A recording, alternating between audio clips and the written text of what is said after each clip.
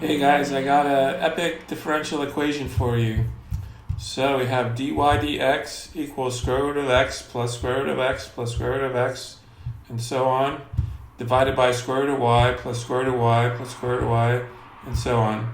So this is a separable differential equation. You have f of x divided by f of y, same as multiplying by 1 over the function f of y.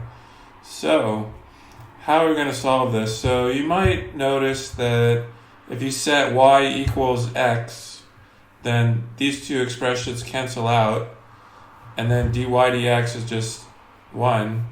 So why don't we find the general formula for these expressions? So square root of x plus square root of x plus square root of x. So you have z equals square root x plus z. Then you can square that, you get z squared equals x plus z. And then you have a quadratic equation. So then you can solve for z. You have plus and minus solutions. So you don't want the minus solution, you want the plus solution. So that's the plus solution on the bottom there. And then you have this formula. So it might look kind of strange because if x equals 0 here, you get 1 plus 1 divided by 2 is 1. But if you put x equals 0 here, in this formula, it looks like square root of 0 plus square root of 0 plus square root of 0. So x equals 0 is actually a discontinuous point of this continued radical.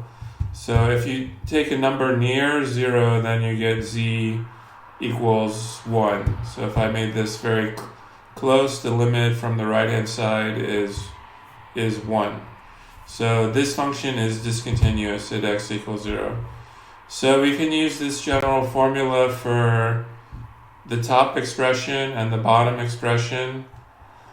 Then we have a separable differential equation, just f of x divided by g of y. So we integrate both sides.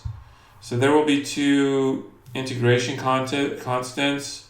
We can combine them into one constant.